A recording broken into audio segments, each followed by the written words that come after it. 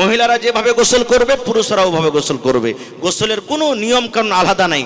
মহিলা এবং পুরুষ তাদের দুজনের গোসলের নিয়ম কানুন একটাই। কিভাবে গোসল করতে হবে? আল্লাহ রাসূল বলেছেন, যখন তোমাদের ইরাদা হবে যে আমরা এখন গোসল করব, তোমরা আগে প্রথমে পেশাব করো, পেশাব করে নাও। কারণ পেশাব করতে গেলে পেশাবের নালাতে রাস্তাতে যদি কোনো ময়লা কোনো গন্ধগি থাকে ওইটা সাফ হয়ে গেল। তারপরে রাসূল বলেছেন, তোমরা পেশাব করার পর নিজের লজ্জাস্থানকে, নিজের সারামগাকে তোমরা সুন্দর করে ভালো করে ধুয়ে নাও। আর ধোয়ার পর তোমাদের এই হাতটাকে মাটিতে মাঞ্জো, মাটিতে মাঞ্জো। এখন তো সাবুন হয়ে গেছে আলহামদুলিল্লাহ। এখন এমন সুন্দর সুন্দর করে মানুষ গোসলখানা তৈরি করেছে যে মাটি এক ফোঁটা আপনি পাবেন না। তো মাটির জায়গাতে এখন সাবুন ইস্তেমাল করতে হবে, সাবুন দিয়ে আপনার হাতটাকে মানজেন। এবার রাসূল বলেছেন, তুমি অমনি ভাবে তুমি ওযু করো যেমনি ভাবে নামাজের জন্য ওযু করো। তোমরা কেমন করে ওযু করতে হবে? বিসমিল্লাহ বলে পানি নিলেন হাতে। কি দোয়া পড়তে হবে ভাই? জোরে বলেন, দোয়াটা কি পড়তে হবে? বিসমিল্লাহ, বিসমিল্লাহির রহমানির রহিম পড়িতে হবে না আপনাকে। বিসমিল্লাহির রহমানির রহিম কখন পড়িতে হবে? যখন আপনি পড়িতে লিখতে বসবেন, কোরআন পড়িতে বসলেন, দোয়া পড়িতে বসলেন, সূরা পড়িতে বসলেন, আর কোনো কিতাব পড়িতে বসলেন, তখন বিসমিল্লাহির রহমানির রহিম। চিঠি লিখতে বসলেন, তখন বিসমিল্লাহির রহমানির রহিম লিখবেন। আর বাকি যত কাম আছে, মহিলারা ভাত রান্না করবে বিসমিল্লাহ, চাল ধুয়ে দিবে বিসমিল্লাহ, ধান কাটবেন বিসমিল্লাহ, গরু বানবেন বিসমিল্লাহ, ঝাঁপ খুলবেন বিসমিল্লাহ, এরকম ভাবে প্রত্যেক কাজে বিসমিল্লাহ বলবেন। শুধু ওযু করতে বসবেন শুধু বিসমিল্লাহ, বিসমিল্লাহ বলে ওযু শুরু করলেন।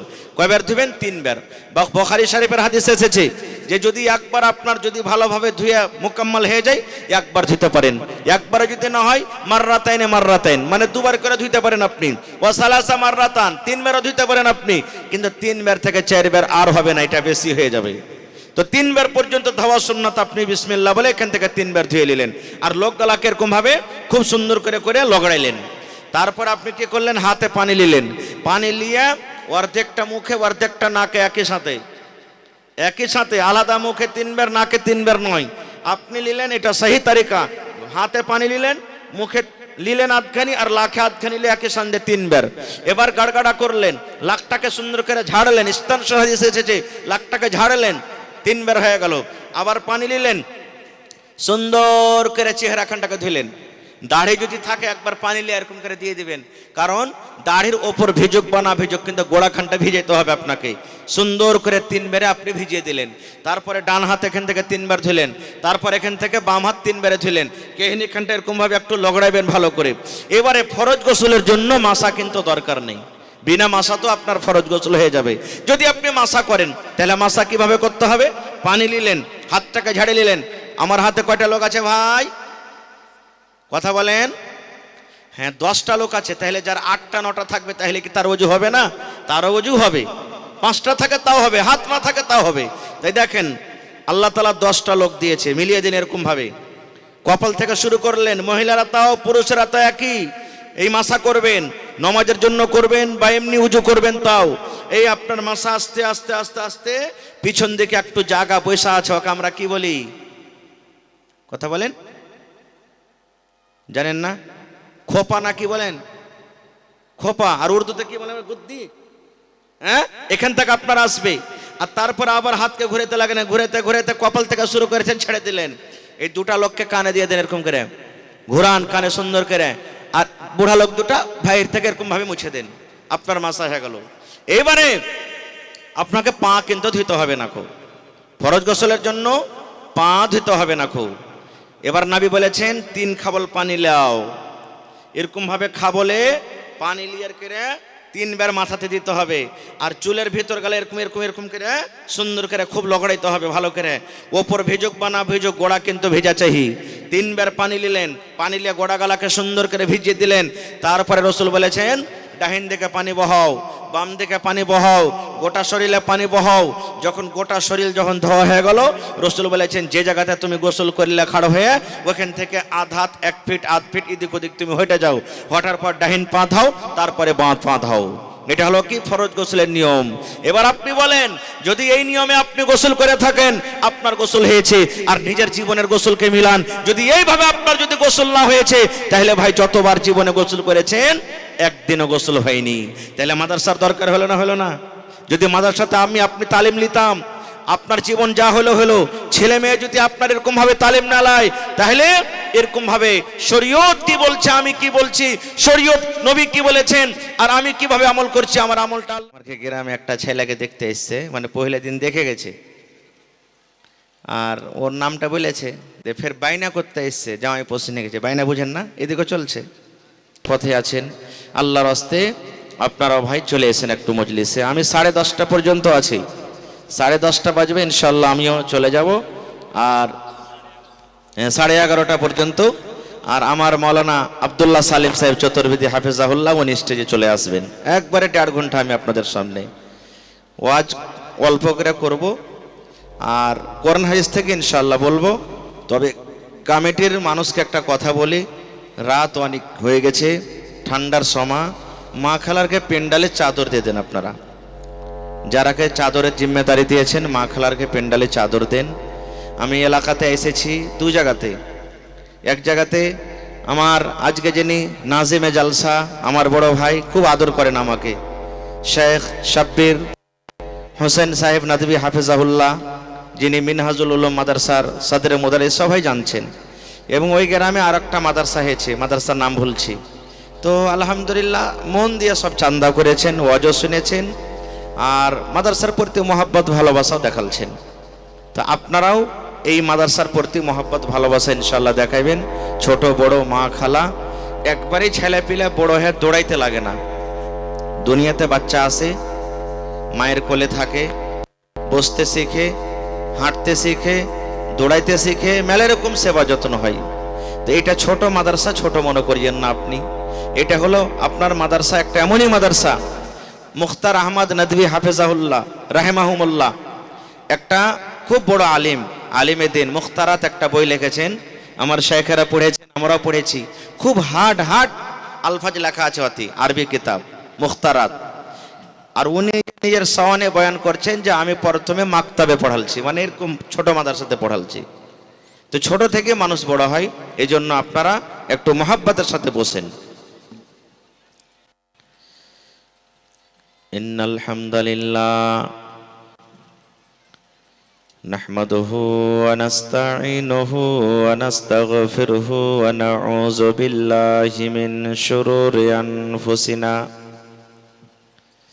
ওয়া মিন সাইয়্যাতি আমালিনা মান ইয়াহদিহিল্লাহু ফালা মুযিল্লা লাহু ওয়া মান ইউযলিলহু ফালা হাদিয়া লাহু ওয়া আশহাদু আল্লা ইলাহা ইল্লাল্লাহু ওয়াহদাহু লা শারীকা লাহু ওয়া আশহাদু আন্না মুহাম্মাদান আবদুহু ওয়া রাসূলুহু আম্মা বা'দ ফাইন্না খায়রাল হাদিসি কিতাবুল্লাহ ওয়া খায়রাল হাদিয়ি হাদিয়ু মুহাম্মাদিন সাল্লাল্লাহু আলাইহি ওয়াসাল্লাম ওয়া শাররাল উমুরি মুহদাসাতুহা ওয়া কুল্লু মুহদাসাতিন বিদআহ ওয়া কুল্লু বিদআতিন যালালাহ ওয়া কুল্লু যালালাতিন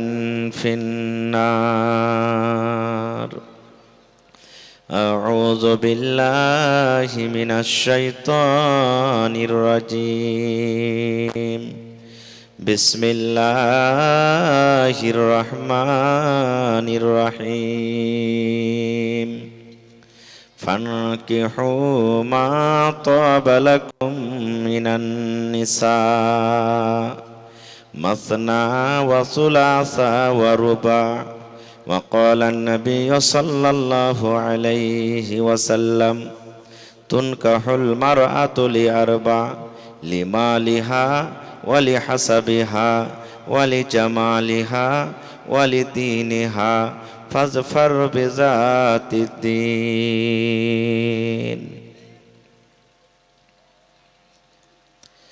দয়ার সাগর নবীজিকে বেঈমানেরা ছিল না, বিনা দোষে নিষ্ঠুরেরা দিল কতই যন্ত্রণা। দয়ার সাগর নবীজিকে বেঈমানেরা চিনল না, বিনা দোষে নিষ্ঠুরেরা দিল কতই যন্ত্রণা। শত শত বেঈমান ছিল, নবীজি ছিলেন একজনা। সবাই বলে মারো পাথর, কেউ তো নিষেধ করলো না। সবাই বলে মারো পাথর, কেউ তো নিষেধ করলো না। এত পাথর মারলো সেদিন তয়েফ দেশের বেদিনে। আঘাত খায়ে দয়ার নবীজি পড়েছিলেন জমিনে। বেহুশ হয়ে দয়ার নবীজি পড়েছিলেন জমিনে। গায়ে যত কাপড় ছিল রঙিন হইল রক্ততে। কত রক্ত জমেছিল দয়ার নবীর জুতাতে। কত রক্ত জমেছিল দয়ার নবীর জুতাতে। রক্ত দেখা দয়ার নবীজি, রক্ত দেখা দয়ার নবীজি দিলে কোনো চিন্তা করলেন না। দুঃখে দুঃখে দিন কাটালেন, সুখের চিন্তা করলেন না। হায়রে আল্লাহ হায়রে খোদা, কেমন করে কি করব দয়ার নবীর দিনের ওপর কেমন করে চলিব। নারে তাকবীর। আজকে জলসার যোগ্যতমায় শ্রদ্ধেয় সভাপতি সাহেব, উপস্থিত ওলামায়ে কেরাম, সামনে বসে থাকা ইসলাম দরদি দিন দরদি ভাই ও বাবাজিরা, পর্দানাসীন মায়েরা খালারা, সমস্ত তারিফ ও গুণগান সে মহান আল্লাহ তাবারাক ওয়া তাআলার জন্য, যে মহান আল্লাহ তাবারাক ওয়া তাআলা ঠান্ডার মৌসুমে শীতের রাত্রে কষ্ট করে এই পিন্ডালের তলাতে বসে কিছু বলার ও শোনার তৌফিক দিয়েছেন। তাই আমরা আল্লাহ তাবারাক ওয়া তাআলার প্রশংসা করি, অন্তর থেকে মুহাব্বতের সাথে সকলে পড়েন আলহামদুলিল্লাহ।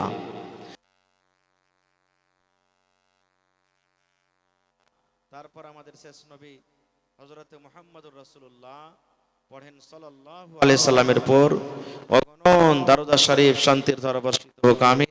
আল্লাহুম্মা সাল্লি আলাই আল্লাহুম্মা বারিক আলাই। এই মহিলা পিন্ডালের নাকি মাশাআল্লাহ, দেখেন মহিলা পিন্ডাল থেকে চাদর ভর্তি। হ্যাঁ, আমার হাতে প্রথম চাদর দান এসেছে। তাদের উৎসাহ, তাদের মন বাড়ানোর জন্য একটু জোর করে নারা দেন ভাই, নারে তাকবীর। শরীরটা তো একটু গরম ধরান ভাই, আল্লাহর জিকির করেন। হাদিস এসেছে আজান যখন হয়, মসজিদে আজান যখন হয়, শয়তান পাদতে পাদতে পালাই। হাদিসের কথা, শয়তান পাদে আর পালাই। কেন পাদে? বাইশরে জানেন, আল্লাহর নামে এত আর নাফরাত, আল্লাহর নামটা কানে শুনবে না বলে ও পাদে নাউজুবিল্লাহি মিন জালিক, যেন আল্লাহর কথাটা আমার কানে না আসে। তো এখানে তো আজান নয়, কিন্তু আল্লাহর নাম, এটা নারা চলছে। একটু জোরে বলেন নারে তাকবীর। মাশাআল্লাহ। দেখেন, ধন্যবাদ। এক চাদর এসেছে, আশা করছি এরকম এরকম আরো 2 থেকে 3 চাদর আসবে আমার মা খালারকে। গলার হার আসবে, নাকের আসবে, কানের আসবে। ছাগল বকরি মেলায় জালসাতে পাওয়া গেছে। আজকে দেখি কোনো মা খালা বহিন আছেন, সকালে দিয়ে দিবেন যে একটা ছাগল গলা দান করবেন। আমি পরে মা আপনাদের জন্য বোনেরা দোয়া করে দেবো ইনশাআল্লাহ তাআলা। ভাই, আমি কোরআন মাজিদের সূরাতুন নিসা থেকে একটা আয়াত তেলাওয়াত করেছি। মাশাআল্লাহ, দেখেন চলে এসেছে। এই দেখেন মহিলা পেন্ডালের দান, কাঁসার বদনা। আর এটা কি আছে জি ভাই? হ্যাঁ, সোনার কিন্তু আছে ভাই, লাখের আছে বা কানের আছে, কিসের আছে আল্লাহ জানে। সুবহান আল্লাহ। খোলেন ভাই, খোলেন তো। এই দেখেন চলে এসেছি। আমি দোয়া করবো ইনশাল্লাহ। কিছু বলি, আমি 11টা পর্যন্ত ওয়াজ করব, আর তারপরে আধ ঘন্টা শেষের বেলাতে আপনাদের কাছ থেকে কিছু নেব ইনশাআল্লাহ তাআলা।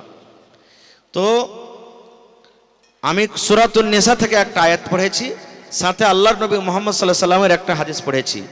সে আয়াত এবং হাদিসটাকে সামনে রেখে আমি নিকাহ সম্পর্কে কিছু কথা রাখবো ইনশাআল্লাহ তাআলা। এই দেখেন সোনার লাখ মাছি যাকে বলে, কত সুন্দর চকচকে হয়েছে জি। আল্লাহর কোরআনের প্রতি মহব্বত ভালোবাসা দেখে আমার বহিন দান করেছেন, ইনশাআল্লাহ আমি তার জন্য পরে দোয়া করে দেব। ভাই আমার, মানুষ এবং জানোয়ারে পার্থক্য আছে না নেই? কথা বলবেন একটু ভাই। আমার ওয়াজ যারা শুনেছেন, আমি যতক্ষণ থাকবো আপনারাকেও মাঝে মাঝে কথা বলা করাবো। মানুষ এবং জানোয়ারে পার্থক্য আছে না নেই? আছে, মাশাআল্লাহ। আপনারা বলেন তো, গরুর বিয়ে হয় কোনোদিন? ছাগলের বিয়ে হয়? এন্দুরের বিয়ে হয়? কুত্তির বিয়ে হয়? সাপনির বিয়ে হয়? ব্যাঙের বিয়ে হয়? কোনোদিন দেখেননি আপনারা। কেন হয় না? ওদের কাছে ওদের শরীয়তই নেই, ওদের জন্য নমাজ নাই, ওদের জন্য রোজা নাই, ওদের জন্য হজ নাই, ওদের জন্য জাকাত নাই, ওদের জন্য জান্নাত নাই, ওদের জন্য জাহান্নাম নাই, শরীয়তই নাই। এই জন্য তো আপনার বাড়িতে যতটি ছাগল বকরি বাড়িতে জন্ম নিয়েছে, কোনোদিন আপনারা এটা কথা বলেছেন যে এটা হলে আর বাপ, এটা হলে আর মা? কোনোদিন আমরা বলি না। বাড়িতে মুরগি আছে, যেমনি মুরগিটা বড় হলো, বাচ্চাগুলা বড় হলো, ওকে লোচেতে লাগলো, মানে ও আর লয়, হাট তুই রাস্তা আলাদা দেখ। ওদের জন্য কোনো শরীয়ত নেই। কিন্তু আমরা মানুষ, আমাদের জন্য যদি শরীয়ত না থাকতো, আমাদের জন্য যদি কোরআন না থাকতো, আমাদের জন্য যদি দিন না থাকতো, আমাদের জন্য যদি আল্লাহ নাবিকে না পাঠাতেন, তাহলে মানুষ এবং জানোয়ারে কোনো পার্থক্য থাকতো? কোনো পার্থক্য থাকতো না। যেমন জানোয়ার ওর বেটাকে জানে না, মাকে জানে না, বাবাকে জানে না, বেটিকে জানে না, বেটাকে জানে না। আমরাও দুনিয়াতে নিজের মাকে চিনতে পারতাম না যে কোনটা মা, বাবাকে চিনতে পারতাম না যে কোনটা বাবা, চাচাকে চিনতে পারতাম না যে কোনটা চাচা। এরকম ভাবে আমরা মানুষ আর জানোয়ারে কোনো পার্থক্য ছিল না। আপনারা জানছেন, শুনেছেন,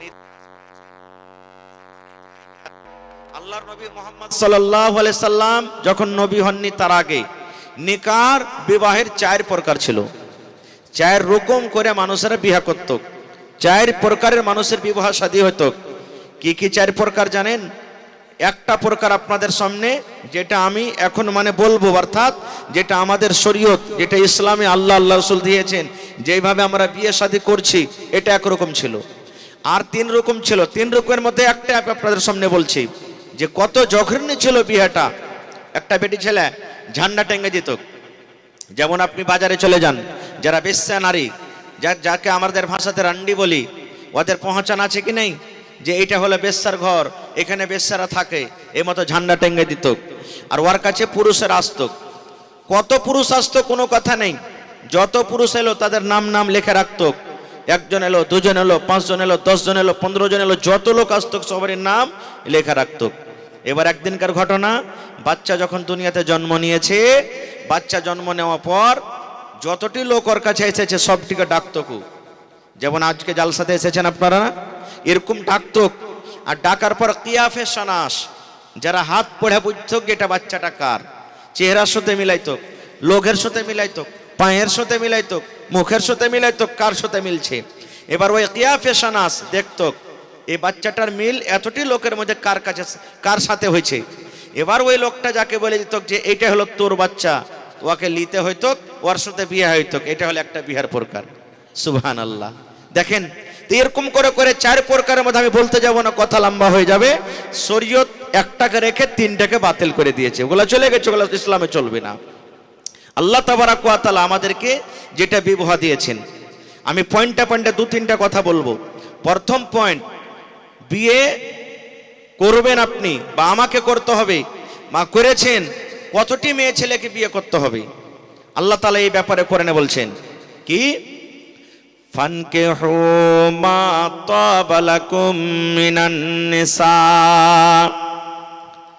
আল্লাহ রাব্বুল আলামিন বলেন, দুনিয়ার মানুষ রে, তোমরা বিয়ে করো, তোমরা বিয়ে করো, বউ তোমরা বাড়িতে নিয়ে এসো, যে মেয়ে ছেলে তোমাদেরকে পছন্দ হয়, যেটা তোমাকে পছন্দ হয়েছে মেয়ে ছেলে, ওকে তুমি বিয়ে করো।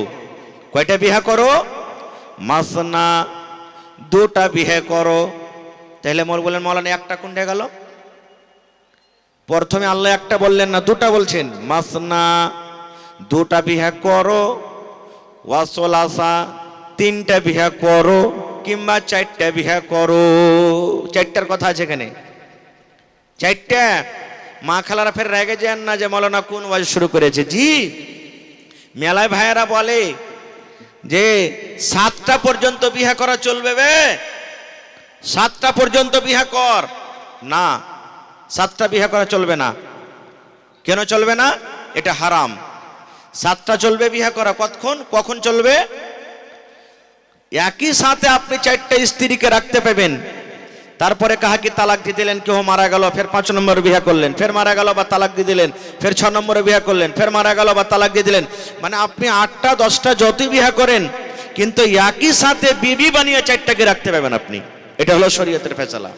আর একটা জিনিস, একই স্ত্রীর 2টা বোনকে আপনি রাখতে পাবেন না স্ত্রী বানিয়ে। যেমন আপনি একটা স্ত্রী বাড়িতে বিয়ে করেছেন, ওরই একটা বহিন হয়তো খুব সুন্দর আছে। এবার যদি আপনি বলেন যে আমি তোর বোনটাকে বিয়ে করবো, অর্থাৎ শালিকে বিয়ে করব, চলবে না, খুব হারাম।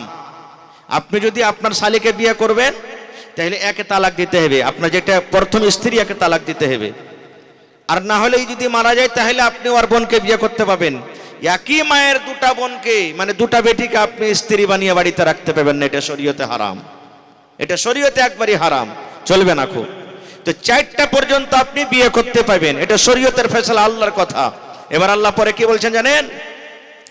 রে দুনিয়ার মানুষ, 4টা স্ত্রী তুমি বাড়িতে নিয়ে আসবে, যদি তুমি ইনসাফ করতে না পারো, যদি তুমি ফয়সালা করতে না পারো, কাপড় সমান করে দিতে না পারো, একটার বেলাতে তুমি ভালো মন্দ খুব বেশি বেশি খাওয়াও, আর একটাকে তুমি ভালো মন্দ যদি না দাও, একটাকে তুমি যদি আদর বেশি করে করো, আর একটাকে তুমি যদি আদর না করো, একটার পাঞ্জরে তুমি বসে গল্প সহজ করো, রাত বেশি বেশি করে কাটাও, আর একটার কাছে তুমি পাঞ্জরেও যাও না, ইনসাফ যদি তুমি বরাবর করতে না পারো রে বান্দা, আল্লাহ বলছেন তোমার জন্য একটাই যথেষ্ট, তুমি একটাই বিয়ে করো।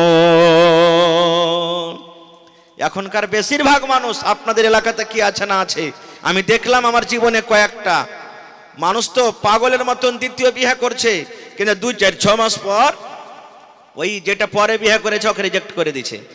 মানে বিয়ে করার পর প্রথমটা একবারই মনে হয় ভাঙড়ি মাল হয়ে গেল, একে সাফ কর, এরকম আর স্ত্রীর দরকার নেই।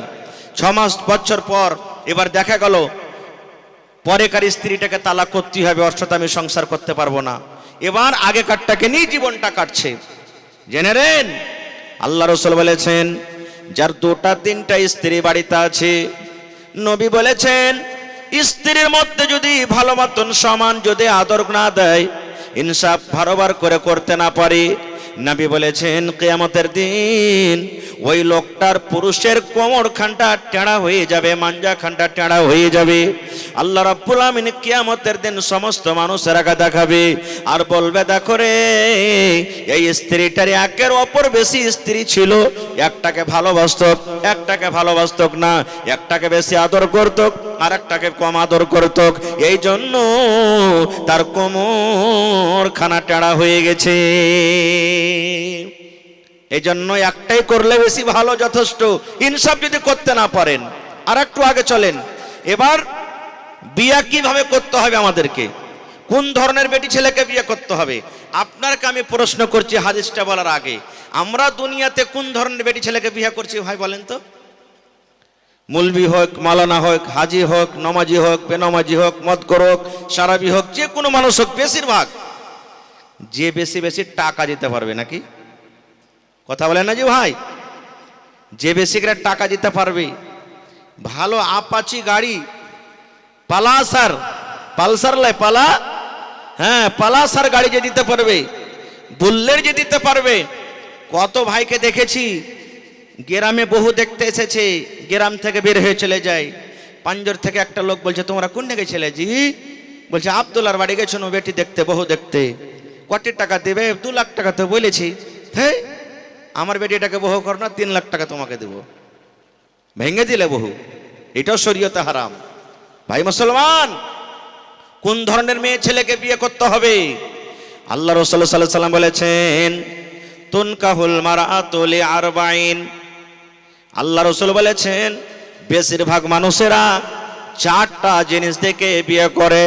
যেমন আজকে বর্তমান জামানাতে আমরা 4খানা গুণ দেখি। নবী বলেছেন 4খানা জিনিস দেখে, 4খানা সিফাত দেখে, গুণ দেখে মানুষেরা বিয়ে করে।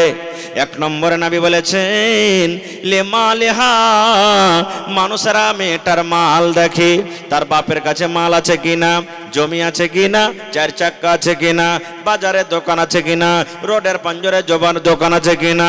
নবী বলেছেন 1 নম্বরে মানুষেরা মাল দেখে। 2 নম্বরে নবী বলেছেন ওয়ালি হাসাবেহা, মানুষেরা তার বংশ এবং খানদান দেখে।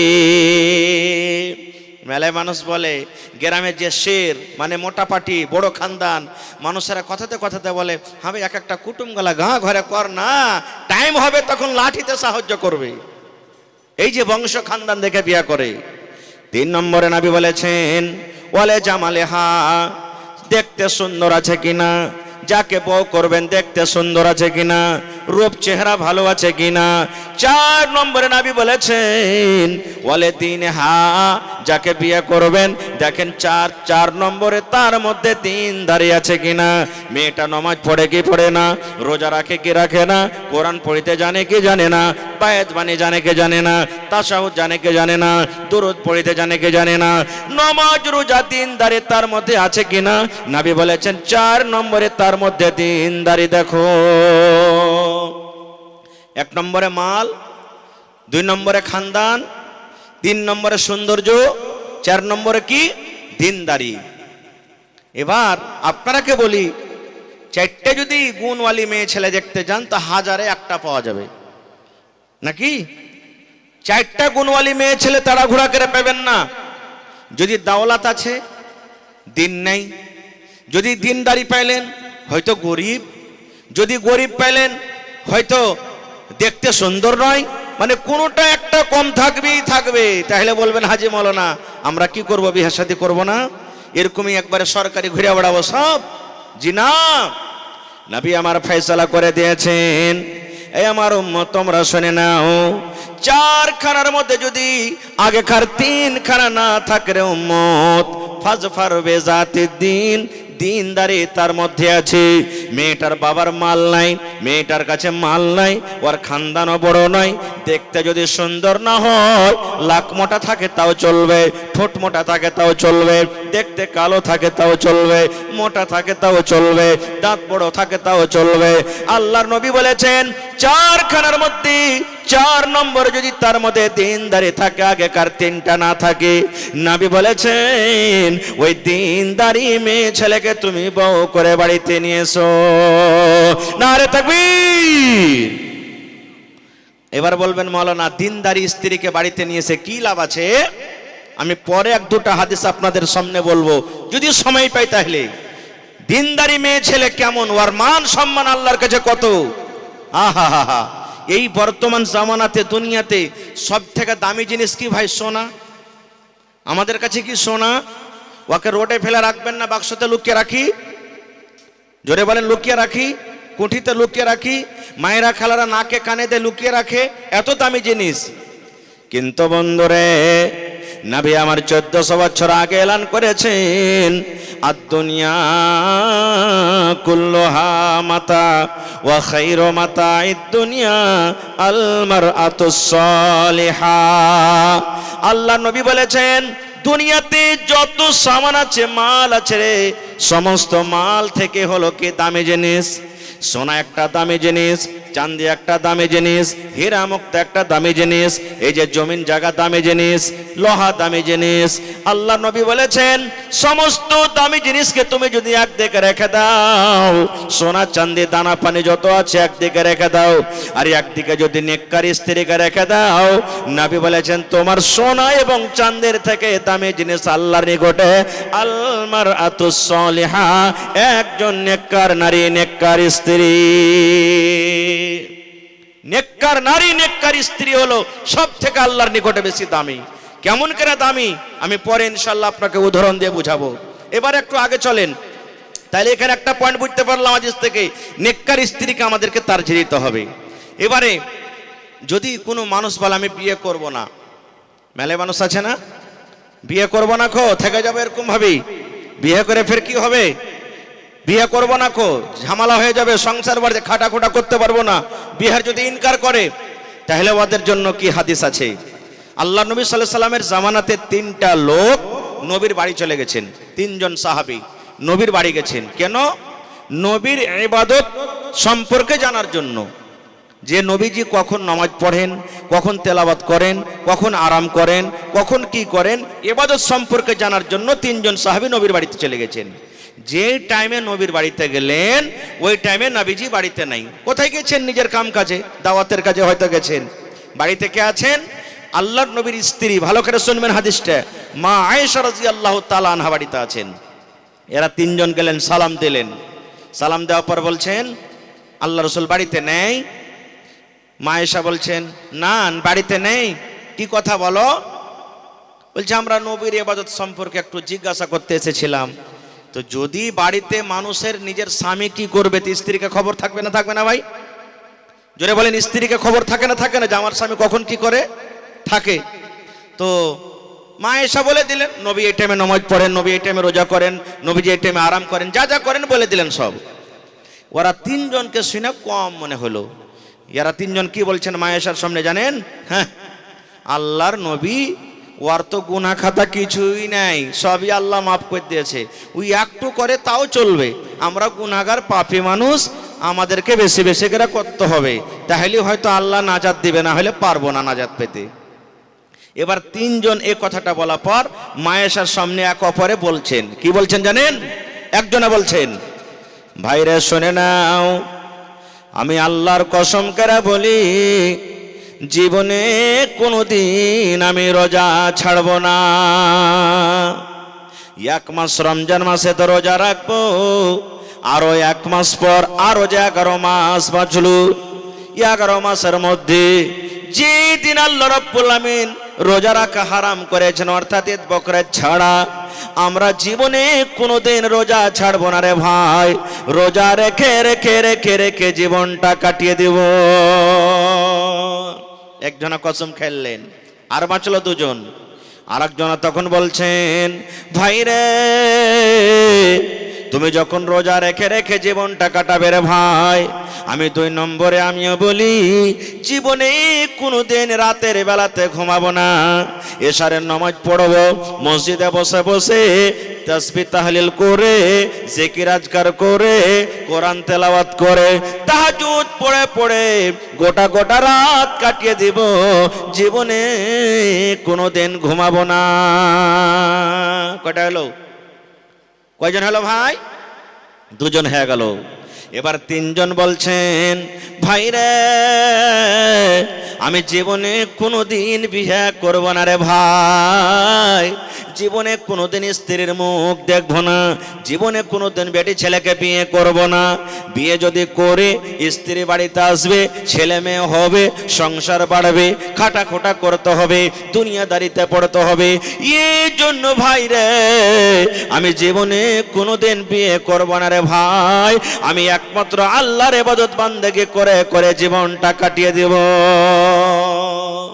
3জন 3 প্রকারের কসম। একজন কোনোদিন রোজা ছাড়বো না, একজন কোনোদিন রাতের বেলাতে শুধবো না, আর একজন কোনোদিন বিয়ে করব না। এবার দেখেন কত সুন্দর মজার হাদিস। এই কথাবার্তা বলে ওরা ওখান থেকে বাড়ির দিকে হাঁটতে শুরু করেছে। ধরেন এখান থেকে রোড পর্যন্ত একটুখানি গেছে, এরই মধ্যে নবীজি বাড়িতে চলে এসেছেন। মা আয়েশা বলছেন নবীজি আর কিছু জানেন? বলছে কি হয়েছে? বলছে ওই যে তিনজন লোক চলে যায় আপনার কাছে এসে চলে ইবাদত সম্পর্কে জানার জন্য, আমি বলেছি তো ওরাকে কম মনে হয়েছে, তো ওরা এক অপরে তিনজন এরকম কথা বলে গেল। যেমন নবীজি কথাটা শুনলেন, আঙ্গুরের দানা বেদনার দানা যেমন লাল হয়, রাগের কারণে নবীর আমার চোখ লাল হয়ে গেল রে ভাই। এবার নবীজি তাদের তিনজনকে বলছেন, আল্লাহর বান্দা রে তোমরা দাঁড়াও, রে আল্লাহর বান্দা তোমরা দাঁড়াও, দাঁড়াও তোমরা দাঁড়াও। এবার নবীজি তাদের কাছে চলে গেলেন, যাওয়ার পর বলছেন, রে আল্লাহর বান্দারা তোমরা তিনজন এরকম কথা বলেছো, একজন জীবনে কোনোদিন রোজা ছাড়বো না, একজন জীবনে কোনোদিন রাতের বেলাতে ঘুমাবো না, আর একজন কোনোদিন বিয়ে করব না, এরকম কি তোমরা তিনজন কথা বলেছো? তারা তিনজন বলছেন নাম, জি নবীজি বলেছি। নবীজি আমার কে বলছেন দেখেন, আল্লাহর বান্দারে আমি নবী, আল্লাহ আমাকে নবী করে দুনিয়াতে পাঠালছেন, আমি নবী আল্লাহকে দেখে যতক্ষণই ভয় করি রে বাবা, আমার সমান তোমরা আল্লাহকে দেখে ভয় করো না। আমি নবী আল্লাহকে দেখে যতক্ষণই ডরাই, তোমরা অতক্ষণই ডরাইতে পারবে না, ডরাও না। হ্যাঁ আমার উম্মতেরা তোমরা শুনে নাও রে বাবা, আমি নবী রাতের বেলাতে আমি আরামও করি, আর রাতের বেলাতে আমি উঠে উঠে তাহাজ্জুদের নামাজ পড়ি, আমি গোটা রাত তাহাজ্জুদ পড়ে কাটিয়ে দিই না। এই আমার সাহাবী তুমি বলেছো জীবনে কোনো দিন রোজা ছাড়বো না, বাবারে শোনো আমি মাঝে মাঝে রোজা রাখি, মাঝে মাঝে আমি রোজা ছাড়াও দিই, মাঝে মাঝে আমি নফল রোজা রাখি, মাঝে মাঝে নফল রোজাও আমি ছেড়ে দিই। এই আমার সাহাবী তুমি শোনো, তুমি বলেছো আমি জীবনে কোনোদিন বিয়ে করব না। এ সাহাবী রে তুমি একটা বিয়ে করবে না, বিয়ে থেকে তুমি দূরে চলে যাও। আমি নবী আমার 11টা পর্যন্ত স্ত্রী রয়েছে, আমার 11টা পর্যন্ত বিবি রয়েছে, আমি আল্লাহকে দেখে যতক্ষণই ভয় করি রে বাবা তোমরা ভয় করো না। এবার নবী বলছেন, ফামান রাগিবা আন সুন্নতি ফালাইসা মিন্নি, আমি নবী আমার সুন্নাত থেকে যারা ইনকার করবে, আমার সুন্নাত থেকে যারা চলে যাবে, ওরা কখনো আমার উম্মত হতে পারে না। নারে তাকবীর, ওরা কখনো আমার উম্মত হতে পারে না। তাহলে বোঝা গেল কি, বিয়ে করাটা নবীর সুন্নাত, বিয়ে করতে হবে, বিয়ে করতে হবে। এবারে মেয়ে ছেলেরা যদি ইনকার করে দেয় যে বিয়ে করব না, ওদের কি হাদিস আছে? এরও হাদিস আছে, আমি কথাটাকে লম্বা করব না। এবারে আর একটা হাদিস আপনাকে বলে দিই, কত মানুষ আছে না বিয়ে করে বাড়িতে আইলো আর তারপরের দিন চলে গেল সৌদিয়ে, 2 দিন পর সৌদিয়ে চলে গেল, 5 দিন পর সৌদিয়ে চলে গেল, বা 3 দিন পর আর কোথায় চলে গেল। বা কত লোক আছে বিয়ে করার পর ওর স্ত্রীর সাথে কোনো মতলব নেই, শুধু ইবাদত বান্দেগিতে দিনটা কাটিয়ে দেয়, স্ত্রীর ভালো মন্দ বুঝে না।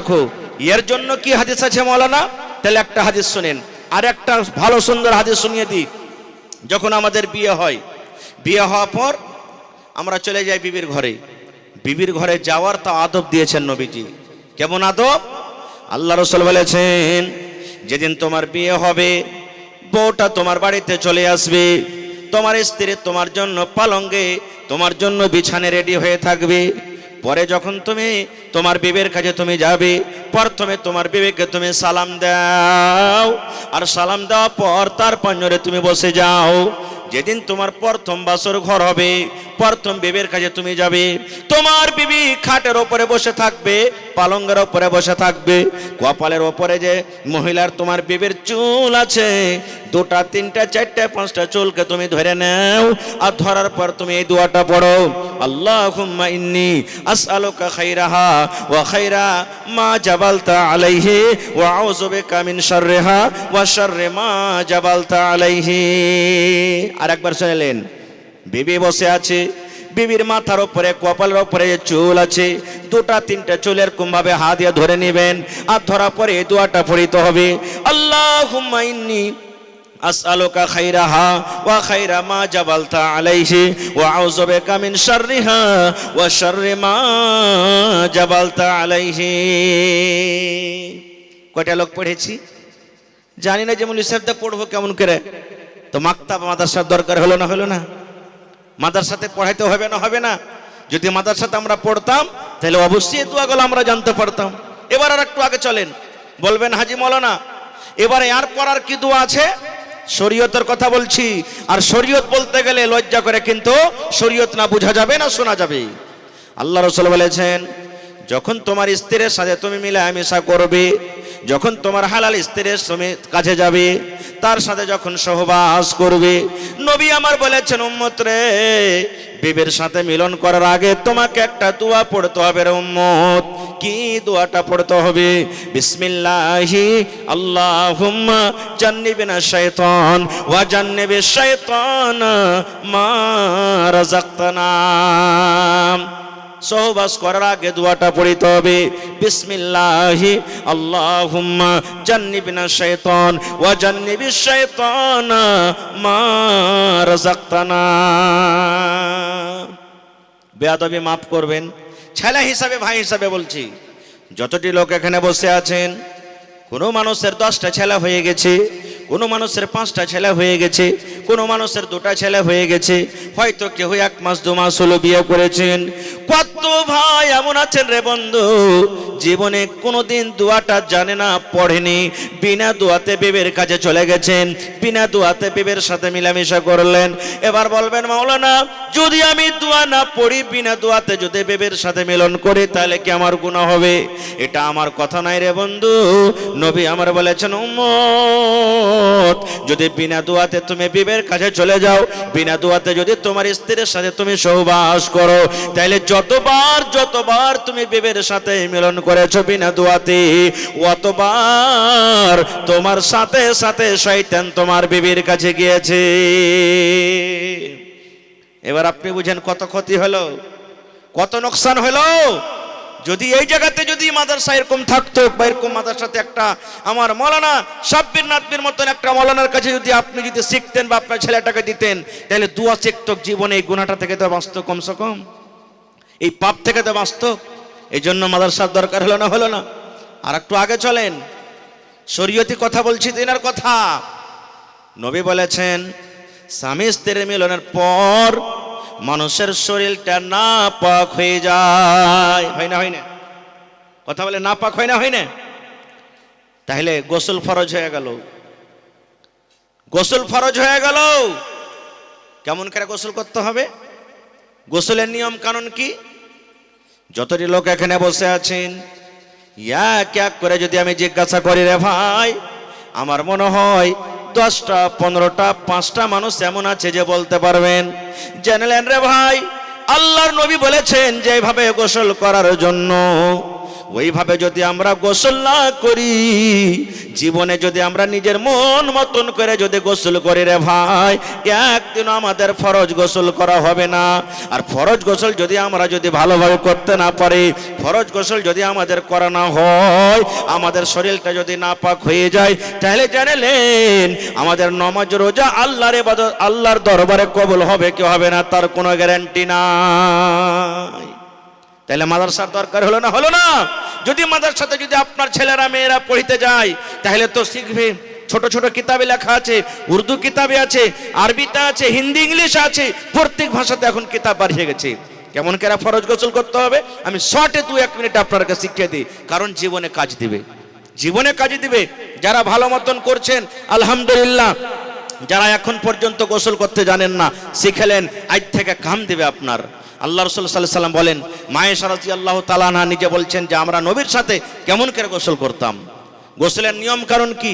মহিলারা যেভাবে গোসল করবে, পুরুষরাও ওভাবে গোসল করবে। গোসলের কোনো নিয়ম কারণ আলাদা নাই। মহিলা এবং পুরুষ তাদের দুজনের গোসলের নিয়ম কারণ একটাই। কিভাবে গোসল করতে হবে?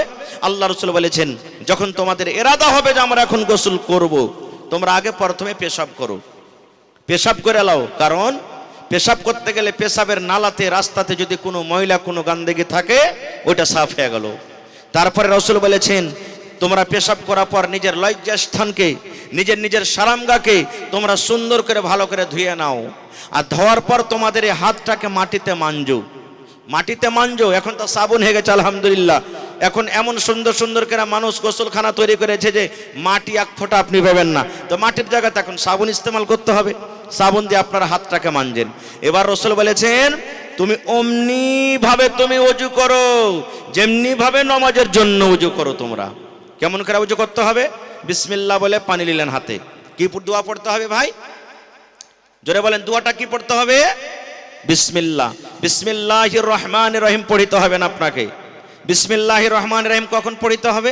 যখন আপনি পড়িতে লিখতে বসবেন, কোরআন পড়িতে বসলেন, দোয়া পড়িতে বসলেন, সূরা পড়িতে বসলেন, আর কোনো কিতাব পড়িতে বসলেন, তখন বিসমিল্লাহির রহমানির রহিম। চিঠি লিখতে বসলেন, তখন বিসমিল্লাহির রহমানির রহিম লিখবেন। আর বাকি যত কাম আছে, মহিলারা ভাত রান্না করবে বিসমিল্লাহ, চাল ধুয়ে দিবে বিসমিল্লাহ, ধান কাটবেন বিসমিল্লাহ, গরু বানবেন বিসমিল্লাহ, ঝাঁপ খুলবেন বিসমিল্লাহ, এরকম ভাবে প্রত্যেক কাজে বিসমিল্লাহ বলবেন। শুধু উজু করতে বসবেন, শুধু বিসমিল্লাহ, বিসমিল্লাহ বলে উজু শুরু করলেন। কয়বার ধুবেন? 3 বার। বুখারী শরীফের হাদিস এসেছে যে যদি একবার আপনার যদি ভালোভাবে ধুয়ে মুকাম্মাল হয়ে যায়, একবার ধুতে পারেন। একবারে যদি না হয়, মাররাতাইনে মাররাতাইন, মানে 2 বার করে ধুতে পারেন আপনি। ওয়া সালাসা মাররাতান, 3 বার ধুতে পারেন আপনি। কিন্তু 3 বার থেকে 4 বার আর হবে না, এটা বেশি হয়ে যাবে। তো 3 বার পর্যন্ত ধোয়া সুন্নাত। আপনি বিসমিল্লাহ বলে এখান থেকে 3 বার ধুয়ে নিলেন। আর লোক গলাকে এরকম ভাবে খুব সুন্দর করে করে লগাইলেন। তারপর আপনি কি করলেন? হাতে পানি নিলেন। পানি নিয়ে অর্ধেকটা মুখে, অর্ধেকটা নাকে, একই সাথে আলাদা মুখে 3 বার, নাকে 3 বার নয়। আপনি নিলেন, এটা সহি তরিকা। হাতে পানি নিলেন, মুখে নিলেন আধখানি, আর লাখে আধখানি নিলে একই সাথে 3 বার। এবার গাড়গাড়া করলেন, লাকটাকে সুন্দর করে ঝাড়লেন। ইস্তান হাদিসে এসেছে লাকটাকে ঝাড়লেন, 3 বার হয়ে গেল। আবার পানি নিলেন, সুন্দর করে চেহারাখানটাকে ধুলেন। দাড়ি যদি থাকে একবার পানি নিয়ে এরকম করে দিয়ে দিবেন, কারণ দাড়ির ওপর ভিজুক বা না ভিজুক, কিন্তু গোড়াখানটা ভিজাইতে হবে আপনাকে। সুন্দর করে 3 বারে আপনি ভিজিয়ে দিলেন। তারপরে ডান হাত এখান থেকে 3 বার ধুলেন। তারপর এখান থেকে বাম হাত 3 বারে ধুলেন। কেহিনিখানটা এরকম ভাবে একটু লগড়াইবেন ভালো করে। এবারে ফরজ গোসলের জন্য মাসা কিন্তু দরকার নেই।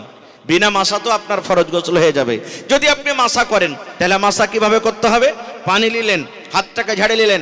আমার হাতে কয়টা লোক আছে ভাই? কথা বলেন। হ্যাঁ, 10টা লোক আছে। তাহলে যার 8টা 9টা থাকবে, তাহলে কি তার ওযু হবে না? তারও ওযু হবে। 5টা থাকে তাও হবে, হাত না থাকে তাও হবে।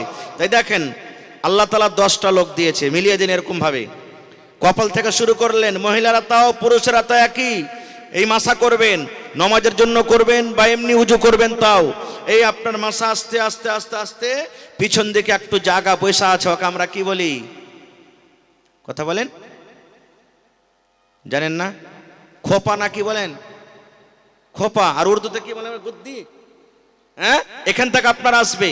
আর তারপর আবার হাতকে ঘুরাতে লাগেন, ঘুরাতে ঘুরাতে কপাল থেকে শুরু করেছেন, ছেড়ে দিলেন। এই 2টা লোককে কানে দিয়ে দেন এরকম করে, ঘুরান কানে সুন্দর করে। আর বুড়া লোক 2টা ভাইয়ের থেকে এরকম ভাবে মুছে দেন, আপনার মাসা হয়ে গেল। এবারে আপনাকে পা কিন্তু ধুতে হবে না খুব। ফরজ গোসলের জন্য পা ধুতে হবে না খুব। এবার নবী বলেছেন 3 খাবল পানি লাও। এরকম ভাবে খাবলে পানি লিয়ার করে 3 বার মাথাতে দিতে হবে। আর চুলের ভিতর গেলে এরকম এরকম এরকম করে সুন্দর করে খুব লগড়াইতে হবে ভালো করে। ওপর ভিজুক বা না ভিজুক, গোড়া কিন্তু ভেজা চাই। 3 বার পানি নিলেন, পানি নিয়ে গোড়া গালাকে সুন্দর করে ভিজিয়ে দিলেন। তারপরে রাসূল বলেছেন, ডাহিন দিকে পানি বহাও, বাম দিকে পানি বহাও, গোটা শরীরে পানি বহাও। যখন গোটা শরীর যখন ধোয়া হয়ে গেল, রাসূল বলেছেন যে জায়গাতে তুমি গোসল করলে খাড়ো হয়ে, ওখান থেকে আধ হাত 1 ফিট আধ ফিট এদিক ওদিক তুমি হেঁটে যাও। হঠার পর ডাহিন পা ধাও, তারপরে বাঁ পা ধাও। এটা হলো কি? ফরজ গোসলের নিয়ম। এবার আপনি বলেন, যদি এই নিয়মে আপনি গোসল করে থাকেন, আপনার গোসল হয়েছে। আর নিজের জীবনের গোসলকে মিলান, যদি এইভাবে আপনার যদি গোসল না হয়েছে, তাহলে ভাই যতবার জীবনে গোসল করেছেন, একদিনও গোসল হয়নি। তাহলে মাদ্রাসার দরকার হলো না? হলো না? যদি মাদ্রাসাতে আপনি তালিম নিতাম, আপনার জীবন যা হলো হলো। ছেলে মেয়ে যদি আপনার এরকম ভাবে তালিম না লায়, তাহলে এরকম ভাবে শরীয়ত কি বলছে, আমি কি বলছি, শরীয়ত নবী কি বলেছেন, আর আমি কিভাবে আমল করছি, আমার আমলটা আল্লাহর কাছে কবুল হবে? জীবনে হবে না খুব। ভাই মুসলমান, আর একটু আগে চলেন। যদি কোনো মহিলা সুন্দর করে চুল গাঁথে রেখেছে, ভালো করে চুল গাঁথে রেখেছে, মা খালারা খুব সুন্দর করে চুল গাঁথে, যদি বলে হাজি মাওলানা গোসলের সময় থেকে চুল খুলতে হবে, তাও চুল খোলার দরকার নেই। যদি কোনো মা খালার সুন্দরভাবে চুল গাঁথা থাকে, চুল খোলার দরকার নাই, কিন্তু চুলের গোড়াতে পানি পৌঁছাতে হবে। একটাও চুলের গোড়া যেন ফাঁকা না থাকে। কিন্তু ওই মা খালা হাইজ মাসিক থেকে যখন পাক হবে, নেফাস বাচ্চা হওয়া থেকে যখন পাক হবে, আর তখন যেটা গোসল করবে, ওর মাথা যদি গাঁথা থাকে, তখন কিন্তু ওই চুলের ঝুঁটি তাকে খুলতে হবে। ওকে চুল ফুল বান্ধানি থাকে মাথাতে, ওই চুলটা কিন্তু তখন খুলতে হবে। বিনা খোলাতে তখন তার কিন্তু গোসল হবে না। এ ভাইয়েরা আমার, তাহলে ফরজ গোসল নিয়ম শুনে নিলেন। এবার আর একটা হাদিস আপনাকে শোনাই, যদি কোনো মানুষ বিয়ে শাদী করার পর শুধু ইবাদত বান্দেগি করে, বিবির কাছে যদি টাইম না দেয়, সময় না দেয়, তাহলে কি তার গুনাহ হবে? সহিহ হাদিস। আল্লাহর নবী সাল্লাল্লাহু আলাইহি সাল্লাম যখন মক্কা থেকে হিজরত করে মদিনায় চলে গেলেন, নবীজি ভাই বানিয়ে দিলেন আনসার আর মুহাজিরকে, ভাই বানিয়ে দিলেন। এটা তোমার ভাই, এটা তোমার ভাই, এটা তোমার ভাই। মক্কা থেকে মুহাজিররা এসেছে, বাড়ি ঘর ছেলে মেয়ে সব ছেড়ে এসেছে। এই আনসার মদিনার লোকেরা, এটা তোমরা ভাই, নিজের ভাইয়ের মতন করে তারাকে থাকো। সব সাহাবীর কথা বলবো না, একটা সাহাবীর কথা বলবো, আবু দারদা রাদিয়াল্লাহু তাআলা আনহু আর সালমান রাদিয়াল্লাহু তাআলা আনহু। নবীজি এরাকে দুটো ভাই বানিয়ে দিলেন। সালমান রাদিয়াল্লাহু তাআলা আনহু একদিনকার ঘটনা, ভাইয়ের বাড়ি বেড়াইতে গেছেন। আমরা জানি যে ভাই ভাইয়ের বাড়ি বেড়াইতে যাই কি যাই না?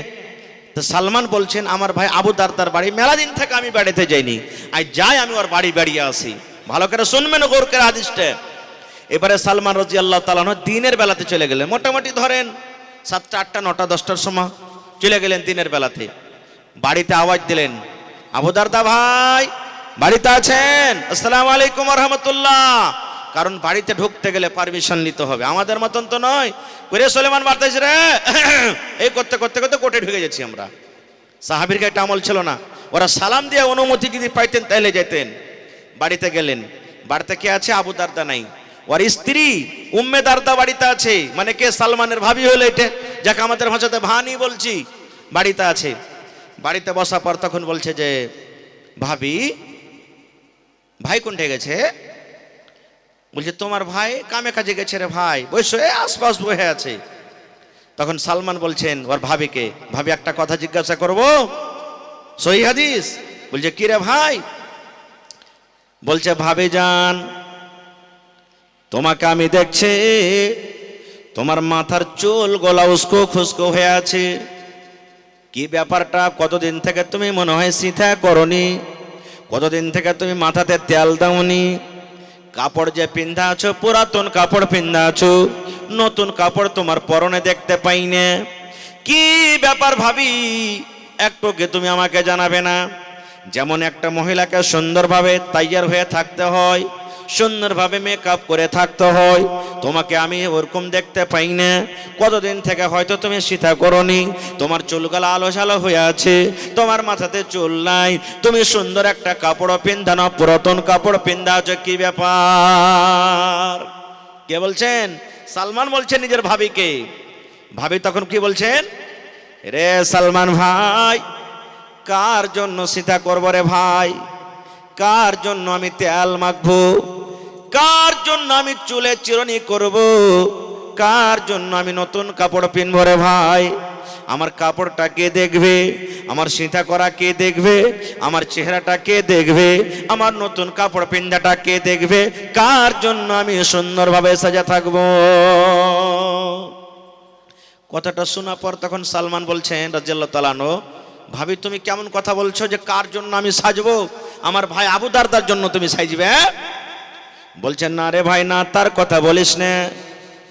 বলছে কেন ভাবে তার কথা বলবো না? বলছে ভাই রে, তোমার ভাইটা আমার পাঞ্জরে আছে না রে ভাই, আমার শুনে তার কোনো মতলব নাই, আমার শুনে তার কোনো দরকার নাই। এবার সালমান বলছেন, ভাবে তুমি কেমন কথা বলো? বলছে ভাই রে, তোমার ভাই এমন নেককার মানুষ, তোমার ভাই এমন পরেশগার মানুষ, কোনদিন রোজা ছাড়ে না, রোজা দিনের বেলাতে রেখে যায়। আর তুমি তো জানো যারা রোজা রাখে, রোজার হালাতে বিবির কাছে যেতে পাবে না, না পাবে? বিবির কাছে যেতে পাবে না। তাহলে তোমার ভাই তো দিনের বেলাতে রোজা রাখে, কার জন্য সীতা করবো রে ভাই? কে আমাকে দেখবে? তোমার ভাইয়ের তো দিনের বেলাতে আমার কোনো দরকার থাকে না, এই জন্য ভাই রে আমি কোনো সাজন কোজন করে থাকি না। বলছে ভাবি দিনের বেলাতে নাই ভাই রোজা করে, তো রাতের বেলাতে?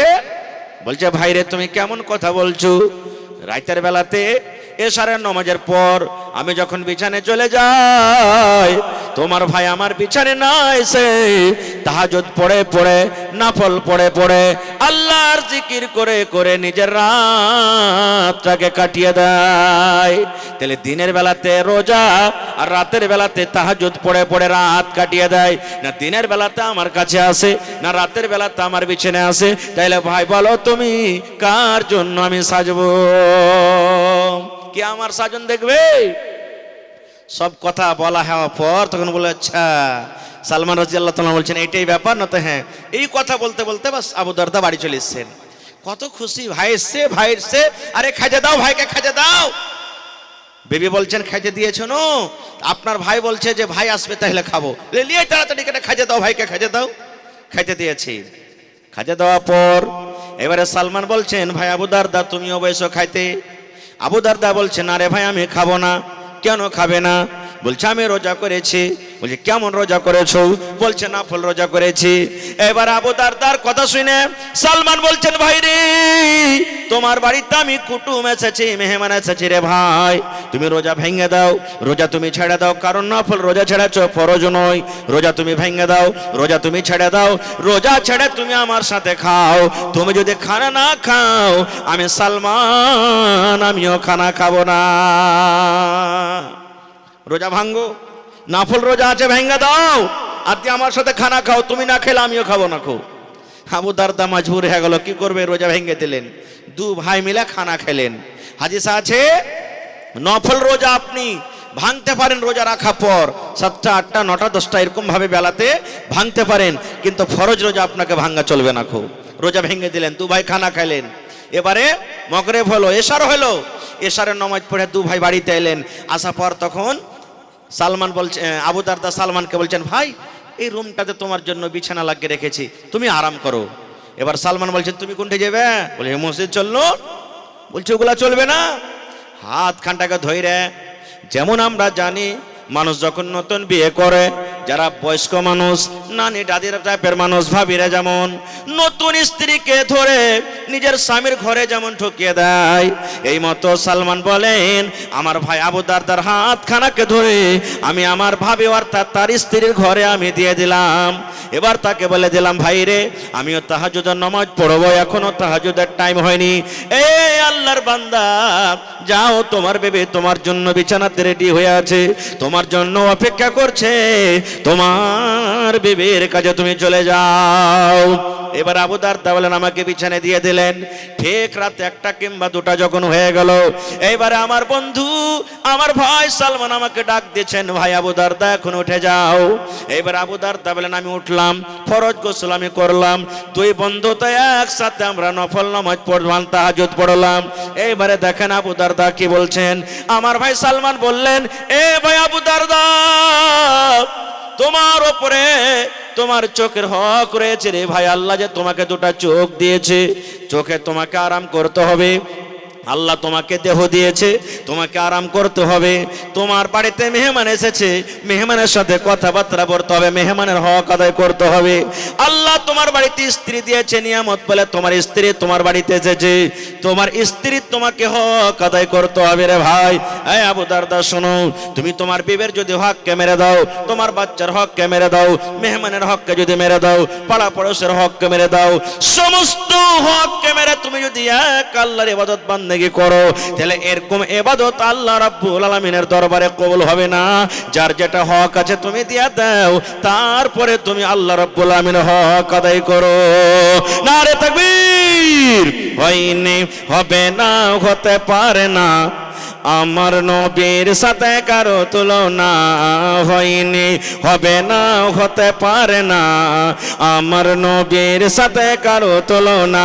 হায়রে তুলনা তো দূরের কথা, ছায়াও মিলে না, হয়নি, হবে না, হতে পারে না, আমার নবীর সাথে কারো তুলনা, হয়নি, হবে না, হতে পারে না, আমার নবীর সাথে কারো তুলনা। ইউসুফকে দেখে যারা আঙ্গুল কেটেছে, তারা কি আমার নবীর রূপ দেখেছে? ইউসুফকে দেখে যারা আঙ্গুল কেটেছে, তারা কি আমার নবীর রূপ দেখেছে? আর দেখতো যদি কেটে দিত, আর দেখতো যদি কেটে দিত কলিজা খানা, হয়নি, হবে না, হতে পারে না আমার নবীর সাথে কারো তুলনা, হয়নি, হবে না, হতে পারে না আমার নবীর সাথে কারো তুলনা। নারে তাকবীর। এরকম মেলায় হাদিস আছে ভাই, মেলায় ঘটনা। তবে ভাই রে, আমার সময় শেষ হতে চলেছে। মোহর কিসের হবে? কেমন মোহর লাগবে? কতটি মোহর লাগবে? বরযাত্রী কতটি যাবে? এরকম মেলায় কথা আছে। আল্লাহ হায়াত রাখে এই বিষয় নিয়ে আবার কোনোদিন আলোচনা করব। তবে আজকে যতটি বক্তব্য আমি আপনাদের সামনে রাখলাম, যতটি কোরআন হাদিস থেকে বললাম, এই সমস্ত কথা আপনি কোথায় শিখবেন? কোথায় শিখবেন? বাঁশবাগানে শিখতে পাওয়া যাবে? মাঠে শিখতে পারবেন আপনি? কোনো বাগানে শিখতে পারবেন না? কোনো বাজারে শিখতে পারবেন না? এই সমস্ত কথা আপনাকে মাদ্রাসাতে শিখতে হবে, কোনো মৌলানার কাছে টিউশন করতে হবে, কোনো মাদ্রাসাতে আপনাকে বসতে হবে, কোনো মৌলানার পঞ্জরে, তাহলে শিখতে পারবেন। তো ভাইরে, আপনাদের কাছে আমার অনুরোধ, আপনার জীবনটা এদিক ওদিকে যা গেছে তা গেছে, যতদূর আল্লাহ আপনাকে শক্তি দিয়েছেন, শিখেছেন, বানায় শিখেছেন, কিন্তু এটা নিয়াত করেন আমরা কোনোদিন আমাদের ছেলে মেয়েরাকে এরকম ভাবে শরীয়ত থেকে দূরে রাখবো না, মাদ্রাসা থেকে দূরে রাখবো না, দিন থেকে দূরে রাখবো না, শরীয়ত থেকে কানা রাখবো না, সমস্ত কিছু আমরা শিখাবো। আর আপনারা জানেন মাদ্রাসা বিনা টাকাতে চলবে না ভাই, আপনাদের সাহায্যের দরকার আছে। দেশ বিদেশে আপনারা দেখছেন মাদ্রাসার পরে কত আক্রমণ, কত রকম কথা চলছে। মাদ্রাসা বন্ধ হলে আমরা শরীয়ত থেকে আপনার ইয়াতিম হয়ে যাব রে।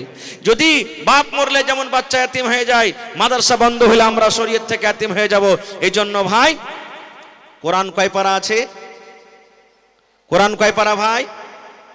জোরে বলেন, কয় পারা কোরআন? 30 পারা কোরআন আছে। মেলায় লোক আছেন এখানে, এক পারা কোরআনের দাম 1 টাকার 1000 টাকা। কেউ দিতে পারবেন আল্লাহর হস্তে? কেউ এমন আল্লাহর বান্দা আছেন 1 মাসের বেতন একটা টিচারের দিতে পারবেন? মৌলানা 1 মাসের একটা বেতন যা লাগে আমি একটা টিচারকে দিয়ে দেব। কেউ 2 মাসের দিয়ে দিবেন, কেউ 3 মাসের দিয়ে দিবেন, কেউ 1000 ইট দিবেন, কেউ 1 ঘন্টার রড গালা দিয়ে দিবেন, কেউ এক গাড়ি বালু দিয়ে দিলেন, কেউ 100 সেপ্টিক গেট্টি গালা দিয়ে দিলেন, কেউ 5000 10,000 দিয়ে দিলেন। তা আসেন তো দেখি কোন আল্লাহর বান্দা আছেন, 1 পারা দেন তো 1000, 2 পারা দেন তো 2000, 5 পারা দেন তো 5000। আর যদি বলেন মৌলানা আমি 1000 করে পারবো না, 500 টাকা করে পারবো, তাই 500 দিবেন, তাহলে আধ পারার দাম হলো।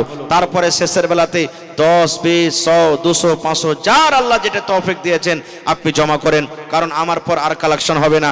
আমার মৌলানা আব্দুল্লাহ সালিম সাহেব চতুর্বেদী মাত্র 10, 15, 20 মিনিটের মধ্যে আপনাদের সামনে হাজির হয়ে যাবে। তা আল্লাহর রাস্তা আসেন তো দেখি, এই এলাকার মানুষকে দেখবো মাদ্রাসার প্রতি মহব্বত, ভালোবাসা। মাশাআল্লাহ, এই দেখেন আমার নানাজান প্রথমে 500 টাকা জমা করে দিয়েছেন আধ পারা কোরআনের দাম। দেখি 1 পারা কোরআনের দাম দেন ভাই। কোন আল্লাহর বান্দা আছেন? কি নাম ভাই? আহা, বহরমপুর, মানে ওই বাঙ্গাল বহরমপুর নাকি? আচ্ছা, পাঞ্জরে বহরমপুর আছে, কাচনা বহরমপুর যেটা বলছে নাকি? এই দেখেন 1 পারা কোরআনের দাম নানার জন্য। নারে তাকবীর, মাশাআল্লাহ। আর মাত্র 28.5 পারা ভাই, মাশাআল্লাহ মাশাআল্লাহ। এই দেখেন আমার একজন ভাই 500, ভাই 1000 দিবেন না? পারবেন না? আহা, 2 পারা হয়ে গেল ভাই। দেখেন 30 পারা কোরআন, 2 পারার দাম পেয়েছি ভাই। ধান গালা লেখান, ভুট্টা গালা কিছু লেখান, মাশাআল্লাহ। কে দিলে ভাইটা? তাজামুল আলম। কটি আছে ভাই? মাশাআল্লাহ মাশাআল্লাহ। দেখেন আমার ভাই তাজামুল আলম 5000 টাকা দিয়েছেন। নারে তাকবীর। তাহলে 5 আর 2 7 হয়ে গেল, মাশাআল্লাহ। আর 3000 দিয়ে 10 পড়াতে পারবেন না ভাই? পারবে না? ইনশাআল্লাহ পারবে। হিম্মতে বান্দা মাদাদে খোদা। নওজওয়ান মানুষ, আল্লাহ দিয়েছে বলে দিছে। আল্লাহর কোরআন বলছেন যে আমাকে দেবে আমি আল্লাহ তাকে দেব। মাশাআল্লাহ মাশাআল্লাহ, জাযাকাল্লাহু খাইরান জাযা। এই দেখেন আমার ভাই তাজামুল হক সাহেব 10 পারা পড়িয়ে দিলেন কোরআন, মাশাআল্লাহ। উনি 8 পারা দিলেন, আর আমার 2 জন ভাই দিয়েছেন কত রে? 2 পারা, 10 পারা হয়ে গেল। আর মাত্র 20 পারার আপনাদের আবদার, যদি পকেটে না থাকে অনলাইন ব্যবস্থা আছে, মেরে দেন। মাশাআল্লাহ, জাযাকাল্লাহ। রব্বানা যালামনা আনফুসানা ওয়া ইল্লাম তাগফির লানা ওয়া তারহামনা লানাকুনান্না মিনাল খাসিরিন। রব্বানা আতিনা ফিদ দুনিয়া হাসানা ওয়া ফিল আখিরাতি হাসানাতান। ভাই 1 পারা দেন। হে ভাই সালাম করি আছেন, মাশাআল্লাহ, দেখেন কত সুন্দর চেহারা। আর 500 টাকা দিয়ে চলে যাচ্ছেন ভাই, আল্লাহ দিয়েছে আপনি দেন, আল্লাহ আপনাকে বিনা হিসাবে কিতাবে দিবে। আর 500 টাকা দিয়ে এক পারা দিয়ে দেন ভাই, ইনশাআল্লাহ 11 নম্বর পারা হয়ে যাবে। নারে তাকবীর। মাশাআল্লাহ, আমার মা খালারা, আমি বসতে না বসতে এক চাদর দান দিয়ে পড়ালছি। আল্লাহুস সামাদ। মাশাআল্লাহ, জাযাকাল্লাহ। এই দেখেন, কি আপনার নাম? আহা, মাদ্রাসা দারুল উলুম কালামিয়ার তরফ থেকে আমার চাচতো ভাইয়ের নাম সাইদুর। সাইদুর ভাই 1000 টাকা এক পারা কোরআন, 11 পারা হয়ে গেল ভাই, আর মাত্র 19 পারা অনলাইন। কি আপনার নাম? মোহাম্মদ সাইফুল, 1000 টাকা দিয়ে দিলেন অনলাইন। মাশাআল্লাহ, নারে তাকবীর। 12 পারা হয়ে গেল ভাই, আর মাত্র 18 পারা নওজওয়ান। কত টাকা আসছে, কত টাকা চলে যাচ্ছে, এটা জমা থাকবে আপনার জন্য। রব্বানা যালামনা আনফুসানা ওয়া ইল্লাম তাগফির লানা ওয়া তারহামনা লানাকুনান্না মিনাল খাসিরিন। রব্বানা আতিনা ফিদ দুনিয়া হাসানা ওয়া ফিল আখিরাতি হাসানাতাও ওয়া কিনা আযাবান নার। আয় আল্লাহ, তোমার বান্দারকে তামাশা দেখো। তাজামুল ভাই আমার 8 পারা কোরআনের দাম 8000 টাকা দিয়ে দিলেন। আরো আমার 5 জন ভাই আল্লাহ 1500 করে দিলেন। আল্লাহ, আমার মায়েরা খালারা এক চাদর দান দিয়ে পড়ালছে রব্বুল আলামিন। 10 20 100 200 500 1000 করে দিয়ে দিলেন। আল্লাহ জি, তুমি তাদের নিয়াত জানো, আল্লাহ তাদের নেক উদ্দেশ্যকে তুমি পূরণ করে দাও। আল্লাহ, যারা মুসিবত আছে মুসিবত দূর করো। এ রব্বুল আলামিন, মা বাপ দাদু দাদি নানা নানি শ্বশুর শাশুড়ি যারা বেঁচে আছে ভালো রাখো, আর যারা কবরে চলে গেছেন তাদের কবরে তুমি জান্নাতের বিছানা দিয়ে দাও। আল্লাহ, তাদেরকে কবরকে তুমি নূর দিয়ে মনোয়ার করে দাও। রব্বানা তাকাব্বাল মিন্না ইন্নাকা আনতাস সামিউল আলিম। আমিন। মাশাআল্লাহ, আর একজন ভাই আমার 200 টাকা দান করলেন। 2000 টাকা মনে করে তুমি কবুল করে নাও। আল্লাহ, মনের আশাকে তুমি পুরা করো, যতদিন দুনিয়াতে বাঁচবে ইমানের হালাতে রাখো। আমিন। কে দিলে এটা? মাশাআল্লাহ, আরো একটা ছোট ছেলে এখানে এলো, এক বদনা দান দিল তোমার রাহি। ও গো আল্লাহ দয়াময়, তুমি রব্বানা মাফ করে দাও আল্লাহ জীবনের গুনাহ। আমি পাপী গুনাহগার করি মোনাজাত, কবরে হাসরে আল্লাহ দিও গুনাজাত। আমিন। আসেন মায়েরা খালারা, 2 নম্বর চাদর আপনারা দিয়ে পাঠান। আর আপনাকে 18টা কলম ভাই পুরাইতে হবে। আমি 30 পারা কোরআনের আবদার চেয়েছি আপনাদের কাছে। মাশাআল্লাহ। কে দিলে এটা? আরে মহিলা প্যান্ডাল থেকে আমার কোন একটা বহিন কাঁসার একটা কত সুন্দর বদনা দিয়ে দিয়েছি। এ রব্বুল আমিন, একদিনও মনে হয় পানি খাইনি। আল্লাহ জি, তোমার মাদ্রাসাকে কত ভালোবাসি, কোরআনকে কত ভালোবাসি। আল্লাহ, ভালোবাসা দেখিয়ে ভাই আধ পারার তো দাম দিবে যে ভাই, কমসে কম। হ্যাঁ, নেই মোবাইলে থাকলে মোবাইলে মেরে দাও ভাই। মাশাআল্লাহ, একজন ভাই আমার 200, আর একজন ভাই আমার 200, আর একজন ভাই আমার 150। মাশাআল্লাহ, আর পারবে না যে ভাই? আল্লাহ, একজন ভাই আমার 100 টাকা, আর একজন ভাই আমার 100 টাকা দাম জমা করে গেল। আল্লাহ, তার দানকে তুমি কবুল করে নাও। এ ভাই 1000 করে দেন, তা 18টা লোক লাগবে। আর 500 টাকা করে টাকা দেন, তাহলে 18 দুগুণে 36টা লোক লাগবে। তো এতটি মানুষের মধ্যে যদি 30 পারা কোরআনের দাম যদি জমা না করেন, তাহলে আল্লাহ তাআলা কিয়ামতের দিন যেদিন জিজ্ঞাসা করবে, বান্দারে 1 টাকার কোরআনের পারার দাম আমার বান্দা চেয়েছিল, এত মাল টাকা পয়সা জমি জায়গা তোদেরকে দান করেছি, আমার মান সম্মানটাকে রেখে তোমরা 1 টাকার 1000 দিতে পারোনি? কি জবাব দিব ভাই আমরা কিয়ামতের দিন বলেন তো? আমি মাত্র 30টা পারা কোরআনের দাম চেয়েছি, আমি 12 পারা পেয়ে নিয়েছি, আর মাত্র 18 পারা আপনাদের কাছে আবদার। মা খালা দাদি নানি ছোট বড় যত আছেন আপনারা একটু মেহেরবানি করে চটচট করে দিয়ে পাঠান ভাই। যার নগদে আছে দিয়ে দিবেন, না আছে মোবাইলে আছে অনলাইন ব্যবস্থা আছে দিয়ে দিবেন, ধান আছে ধান দিবেন, মাকই গালা দিবেন। আল্লাহর রাহে যেটা খরচ করবেন চলবে। আল্লাহ রসুলের জমানাতে উট দান হইতো, ঘোড়া দান হইতো, ভেড়া ভেড়ি দান হইতো, গাই গরু দান হইতো, খাজুর দান হইতো, কিশমিশ দান হইতো, পানির যাও গম দান হইতো, বিভিন্ন রকমের দান আল্লাহ রসুলের জামানাতে হইতো। আর আল্লাহর কোরআন বলছেন, লাইন শাকারতুম লাযিদান্নাকুম, হে আমার বান্দা আমি যেটা নিয়ামত দিয়েছি আমার রাহে তুমি খরচ করো, আমি আল্লাহ আরো বেশি বেশি করে তোমাদেরকে দান করব। আল্লাহ রাহে খরচ করতে গেলে বাড়বে না, আল্লাহ রাহে খরচ করতে গেলে ঘটবে না, আল্লাহ আরো বাড়িয়ে দিবে। এই জন্য আল্লাহ রাহে দেন ভাই, আল্লাহ আপনাকে বিনা হিসাবে কিতাবে আল্লাহ আপনাকে দান করবে। মাশাআল্লাহ, জাযাকাল্লাহ। একজন ভাই আমার 200 টাকা, আরো একজন ভাই আমার 100 করে দুজনে 200 টাকা জমা করে গেল। আল্লাহ তারকে দানকে তুমি কবুল করে নাও, মনের আশাকে আল্লাহ পুরা করো। যতদিন দুনিয়াতে বাঁচবে ইমানের হালাত রাখো, নেককার করে রাখো, দিনদার করে রাখো। এই রব্বুল আলামিন পাক্কা সাচ্চা তুমি নামাজি করে রাখো। আল্লাহ মা বাপ দাদা দাদি নানা নানি শ্বশুর শাশুড়ি যারা বেঁচে আছে ভালো রাখো, আর যারা কবরে চলে গেছেন তাদের কবরে তুমি জান্নাতের বিছানা দিয়ে দাও। রব্বানা তাকাব্বাল মিন্না ইন্নাকা আনতাস সামিউল আলিম। আমিন সুম্মা আমিন। 18টা কলম পুরান ভাই, আর মাত্র 15 মিনিট আপনার সামনে আছে। 15 মিনিট সময় 18টা কলম কিন্তু বেচা আছে। মাশাআল্লাহ, কিনা ভাই? সাউদ আলম, মাশাআল্লাহ। জোড়া লাগবে না যে ভাই? লাগবে না? বাড়ি কোনটা হলো? রত্নী বাড়ি, মাশাআল্লাহ। হাজি রত্নীর মানুষ তো খুব দানি, কিন্তু আজকের জালসাটার হিসাব কিতাব কিছু বুঝতে পারি না আমি। আমার জীবনে মনে হয় প্রথম জালসা এরকম যে আপনারা সব মানুষ আগে দান করতেছেন, বুঝেন যে মৌলানার কাছে জালসার দিন খালি ওয়াজ শুনবো। সুবহানাল্লাহ, মাশাআল্লাহ, জাযাকাল্লাহ। আল্লাহ আমার একজন সাউদ ভাই রত্নী থেকে 500 টাকা আতপারা কোরআনের জাম জমা দিয়ে দিলেন। আল্লাহ 5000 টাকা মনে করে তুমি কবুল করে নাও। এই আল্লাহ মনের আশাকে তুমি পুরা করো, যতদিন দুনিয়াতে বাঁচবে ইমানের হালাতে রাখো। আমিন। কত দিলেন ভাই? 1000। তাহলে আমার ভাই দিলেন 1000, আর এখানে হলো 500। তাহলে 1.5 পারা 18তে 1.5 ঘটে গেল আরো। তাহলে আর বাঁচলো কত? 16.5 পারা। 16.5 পারা বেঁচে গেল ভাই। ইনশাল্লাহ পুরাইতে হবে আপনারাকে, এই কলমটা পুরাইতে হবে ভাই। দেখি আল্লাহর কোনো এমন বান্দা নেই কুটুম বাড়িতে আসছে, 1 কেজি মাছ কিনতে হয়েছে, নাস্তা কিনতে হয়েছে, কাপড় কিনতে হয়েছে, এই করে করে করে 1000-2000 টাকা খরচ হয়ে গেল, হিসাব নাই। আজকে গ্রামে জালসা, আমার মনে হয় নাই হতে গ্রামে কমসে কম 5 লাখ টাকা খরচ আছে। যত কুটুম সদর বাড়িতে এসেছে, এক তো খাওয়ান দাওয়ান করাইতে হবে, আর প্রত্যেক কুটুমকে সকালবেলাতে এখানটা করে কাপড় দিয়ে দিয়ে দিয়ে বিদায় করতে হবে। এত খরচা হয় যার কোনো হিসাব থাকে না। ভাইরে, কেন আমরা কাপড়টা দিই? হে কুটুম এসেছে বাড়িতে, না দিলা মান সম্মান থাকবে না, কি বলবে এতদিন পর গেছি, এমন খাসটা পড়া মানুষ এখানটা কাপড় গলা দিয়েও বিদায় করলেন। এখন ভাই দিনী মজলিস, আপনাদেরকে দাওয়াত এই জন্যই করা হয়েছে যে মাদ্রাসাতে আপনারা কিছু কিছু দিয়ে যাবেন, আর যদি না দিয়ে যান ওইটা চোখে দেখতে পাইছেন তার লেগে আবার মান সম্মান হলো, আর আল্লাহকে আমরা চোখে দেখতে পাই না তার লেগে আবার মান সম্মান হবে না। এতটি মানুষের মধ্যে আমি মাত্র 30টা পারা কোরআনের দাম চেয়েছি। আমার ভাই আব্দুল শকুর সাহেবের হাতে যা পেরেছেন দিয়েছেন। শেষের বেলাতে মাত্র 30টা পারা কোরআনের দাম চেয়েছি, তার মধ্যে আর মাত্র 16.5 পারার দাম আপনাকে লাগবে। 500 করে দেন, তাহলে 16 দুগুণী 32, আর একজন 33 জন লাগবে। আর যদি 1000-2000 করে দেন আরো কম লাগবে। আমার ভাইকে তাজামুল হক সাহেব একটা এলাকাতে ছিল যে একটু মোটা আকারে দান করলেন, ওর জোড়া কি এলাকাতে কেউ হবে না?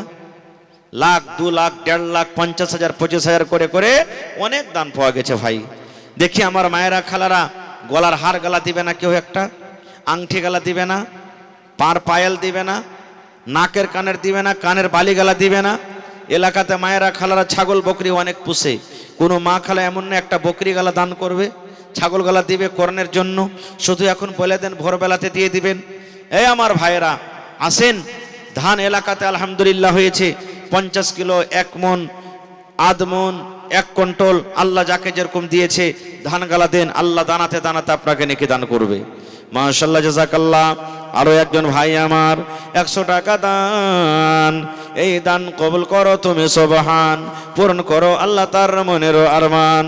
ও গো আল্লাহ দয়াময় তুমি রব্বানা, মাফ করে দাও আল্লাহ জীবনের গুনাহ, আমি পাপে গুনাহগার করে মোনাজাত, কবরে হাসরে আল্লাহ দিও গো নাজাত।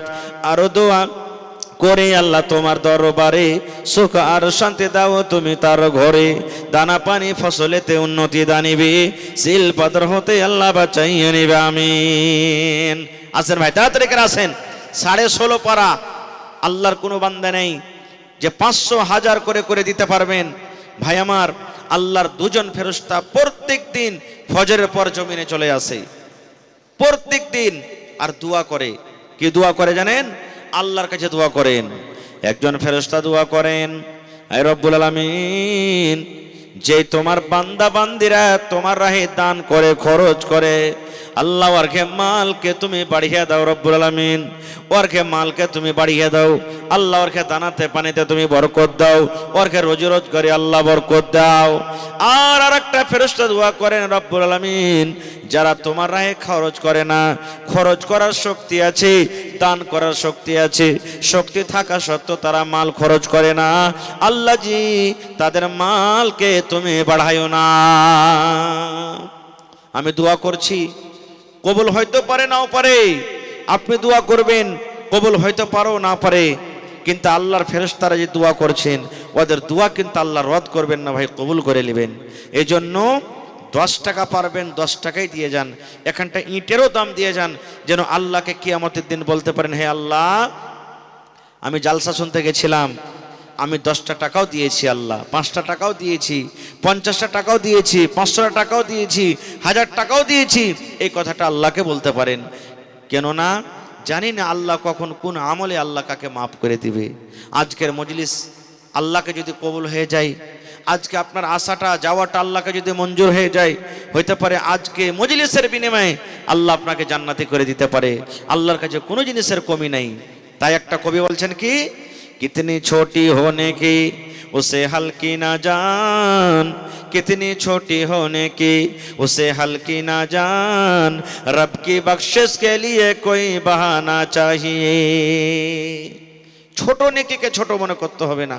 আল্লাহ নবীর জামানাতে নবী বলেছেন যে এক জামানাতে এক মহিলা একটা বিলাইকে মেরে ফেলে দিয়েছিল, বিলাইয়ের পরে কোনো রাগ হয়েছিল, বিলাইকে বাইন্ধা শুকিয়ে শুকিয়ে মেরে দিয়েছিল, খানা দেয়নি, পানি দেয়নি, ছেড়াও দেয়নি যে আল্লাহর জমিনে চড়ে পেট ভরে তোক, ও শুকিয়ে শুকিয়ে বিলাইটা মরে গেছিল। নবী বলেছেন সে মহিলা আল্লাহর জাহান্নামে যাবে। আর একজন মহিলা জেনা ব্যভিচার করত, গুনার কাজ পাপের কাজ করত, কিন্তু একটা কুকুরকে পানি পান করাল ছিল নেকি মনে করে, একটা কুকুরের কষ্ট দেখে কুকুরকে পানি পান করাল ছিল। রসুল বলেছেন আল্লাহকে সে আমলটা এত পছন্দ হয়েছে, আল্লাহ সে কুকুরকে পানি পান করার জন্য আল্লাহ তাবারাক ওয়া তাআলা তাকে জান্নাতে ঘোষণা করে দিয়েছেন। তো ভাইরে, কুকুরকে পানি পান করায় যদি আল্লাহ জান্নাতে করতে পারেন, তাহলে আল্লাহর কিতাব কোরআন যারা পড়িছে আর পড়াইছে আল্লাহর কত পিয়ারা হইতে পারে তারা। গোটা পৃথিবীর মধ্যে সব থেকে আল্লাহর নিকটে কোরআন মাজিদ আল্লাহর নিকটে সব থেকে বেশি ভালো। আর রসুলের হাদিস, খায়রুকুম মান তাআল্লামাল কুরআন ওয়া আল্লামা, যেই লোকটা আল্লাহর জমিনে নিজে কোরআন শিখছে আর অপরকে শিখাইছে, এর থেকে ভালো মানুষ আল্লাহর জমিনে আর কেউ নাই। তো এরকম ভালো মানুষ পড়ানেওয়ালা আর পড়ানেওয়ালা আর গোটা পৃথিবীতে সব থেকে পিয়ারা আল্লাহর কিতাব কোরআন, এরকম কিতাবকে পড়াইছে, তাহলে এরকম মানুষ বা এরকম জায়গাতে দান করতে গেলে আল্লাহ কি গুনাহ খাতা মাফ করবে না? অবশ্যই করবেন। কি নাম ভাই আপনার? তাফাজ্জুল হক 1 কুইন্টাল ভুট্টা দান করে দিয়েছে, মাশাআল্লাহ। এরকম করে করে 5টা 10টা লোক আইছেন। ধান গালা দেখছি এলাকাতে হয়েছে, ধান গালা দেন ভাইরে, আজকে আপনার কাছে চাচ্ছি দেন দেন দেন। এক জামানা এক টাইম এমন আসবে, টাকা লিয়ে লিয়ে রাস্তাতে রোডে বাজারে আপনি লোক খুঁজে বেড়াবেন, ভাই আমার দান কটা লিয়ে লাও, লেওয়ার মতন হবে না। আজকে